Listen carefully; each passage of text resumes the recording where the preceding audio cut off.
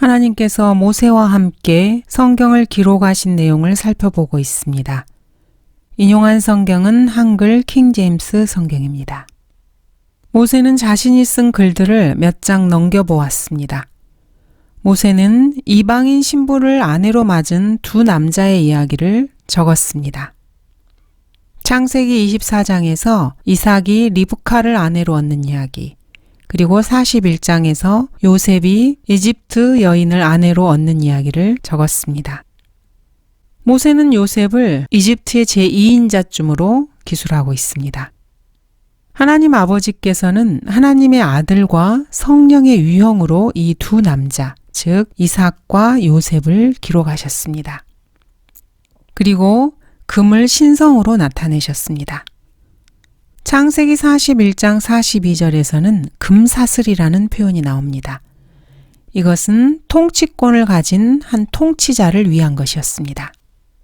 파라오가 자기 손에서 반지를 빼서 요셉의 손에 끼워주고 고운 세마포로 만든 조끼를 그에게 입혀주고 금사슬을 그의 목에 걸어주더라. 금은 신성을 상징하고 있습니다. 요셉의 몸에 파라오는 금사슬을 걸어주었던 것입니다. 하나님의 아들과 성령의 유형, 즉 하나님의 유형을 요셉에게서 찾을 수 있는 대목입니다. 다니엘 5장에서도 벨사살 왕은 잔치 가운데에서 한 손이 나와서 벽에다 쓴 글, 그것을 다니엘이 해석하면은 그 해석을 내게 알려주면 너는 주홍색으로 옷 입을 것이요 금 목걸이를 목에 두를 것이며 왕국의 셋째 치리자가 될 것이니라, 이렇게 말하고 있습니다. 여기서도 금목걸이가 나오고 있습니다. 하나님의 신성을 상징하는 것입니다. 이사야 41장 22절 23절을 읽어보도록 하겠습니다. 그들로 주장들을 내어놓고 무슨 일이 일어날지를 우리에게 보이게 하라. 그들로 이전 일들을 보이게 하여 그것들이 무엇이든지 간에 우리로 그 일들을 숙고하고 그 일들의 나중 결말도 알게 하라. 아니면 앞으로 있을 일들을 우리에게 선포할지니라. 이후에 있을 일들을 보여주어 우리로 너희가 신들인 것을 알게 하라. 정녕 선을 행하거나 악을 행하라. 우리가 놀라며 그것을 함께 보리라. 하나님께서는 자신이 하나님임을 입증하기 위해서 예언을 하십니다. 그리고 우상들에게 너희도 한번 해보라고 이렇게 도전장을 내밀고 계십니다. 모세는 이렇게 성경을 계속해서 기록해 나갔습니다. 자기 손이나 발을 들어 올릴 자가 없으리라. 무릎을 꿇고 절하라. 요셉은 완전한 절대적 독재자가 되어야만 했습니다. 완전한 복종을 요구하는 완전한 권력을 가진 독재자 말입니다. 모세는 도대체 누구에 관해서 쓰고 있었던 것일까요? 요셉의 이야기를 쓰는 그 내면에는 사실 주 예수 그리스도의 통치를 볼 수 있습니다. 그러나 모세는 사실 자신이 쓰고 있는 것이 누구에 관한 것인지 몰랐습니다. 베드로전서 1장 10절 11절을 찾아보겠습니다. 이 구원에 관해서는 너희에게 임할 은혜에 관하여 예언한 선지자들이 열심히 조사하고 살펴보던 것이며 그들 안에 계셨던 그리스도의 영이 그리스도의 고난과 다가올 영광을 미리 증거하실 때 그 영이 무엇을 또 어떤 시기를 지시하시는지 탐구하던 것이니라. 하나님의 말씀, 즉 예언을 기록하고 연구했던 선지자들은 그 예언의 뜻이 무엇인지, 누구를 말하는 것인지 열심히 조사하고 살펴보았습니다. 선지자들 안에 있었던 그리스도의 영이 주 예수 그리스도의 고난과 다가올 영광을 그들 안에서 미리 증거하셨습니다. 그런데 그들은 그 영이 무엇을 말하고 있는지, 또 어떤 시기를 지시하시는지 열심히 탐구했지만 그 의미를 정확하게 알지는 못했습니다. 왜냐하면 선지자들이 이렇게 행했던, 성경을 기록하고 예언을 했던 이러한 사역은 자기 자신들을 위한 것이 아니고 바로 우리 그리스도인들을 위한 것이었기 때문입니다. 즉 그들은 자신들이 알지 못하는 내용을 성경으로 기록하고 있었던 것입니다. 그래서 우리는 이 성경이 하나님의 영감으로 기록되었다는 것을 알고 있습니다. 선지자들과 하나님의 사람을 통해서 말입니다. 모세 역시 요셉이나 이삭이나 아브라함에 관하여 기록하고 있었지만은 성경은 늘 2중 3중으로 적용되기 때문에 그 심오한 의미에 대해서는 정확하게 알지 못했던 것입니다.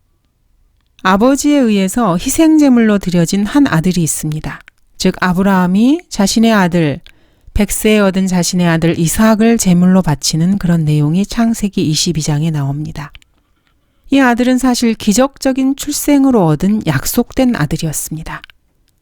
사라는 불임의 여성이었고 하나님의 간섭하심으로 불임의 여성이 아이를 낳은 것입니다. 또한 땅을 약속으로 받고 있었습니다. 아라비아인에게는 그 누구에게도 이 땅에 대한 권리가 주어진 적이 없었습니다. 또한 팔레스타인 역시 이 땅에 대한 권리를 받지 못했습니다.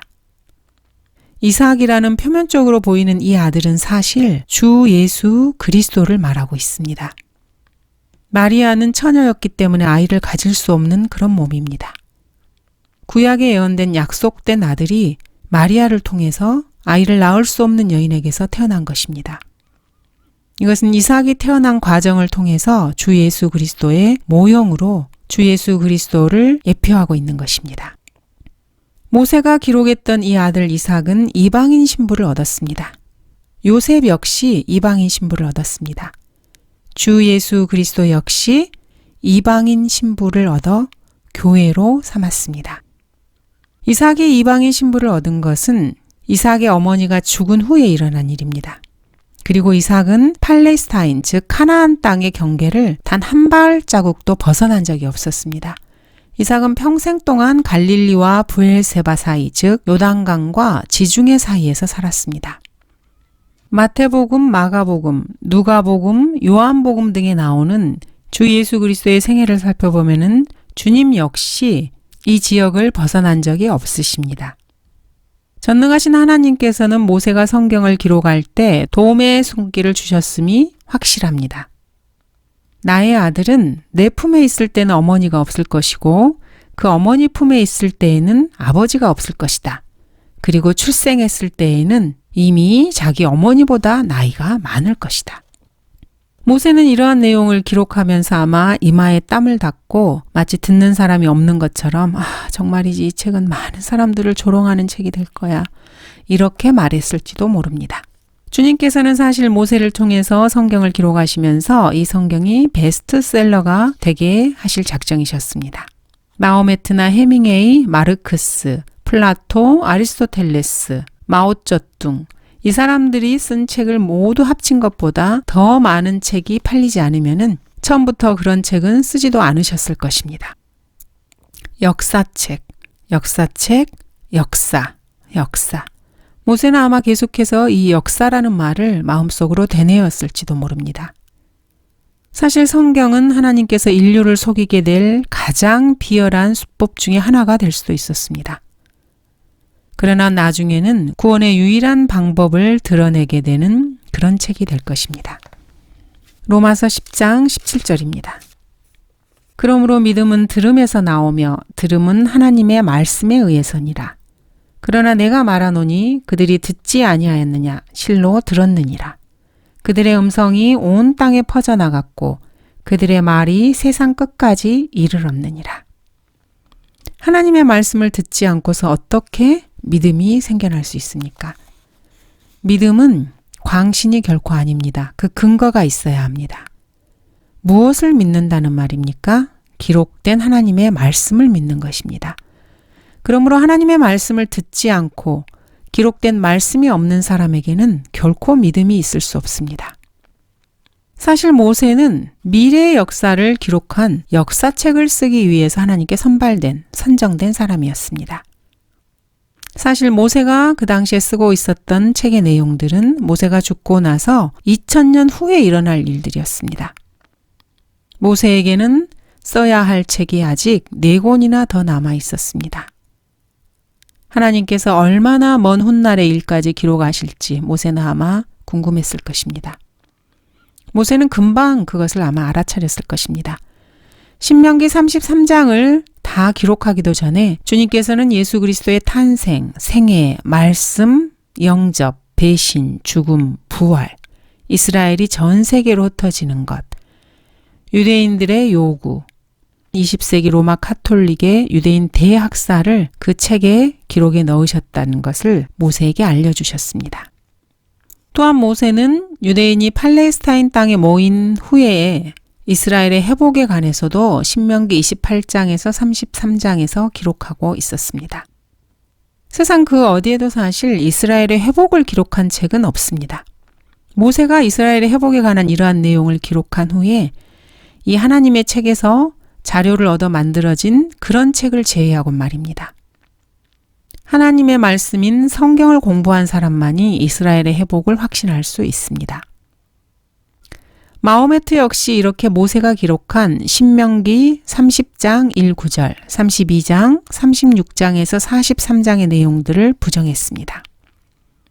이 신기하고도 특이한 역사책인 성경은 음양론이나 영적 차원, 양심의 수준, 무한한 자와의 일체감, 경배의 형식, 종교, 삶의 방식, 구원받는 방식, 믿음, 자신이 대단히 철학적인 것으로 보이려고 애쓰는 그런 자기의로 가득 찬 바보들의 이야기로 시작되지 않습니다.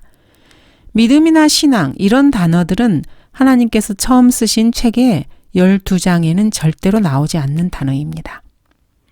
그런 의미에서 하나님께서 쓰신 이 책은 결코 종교서적이 아닙니다.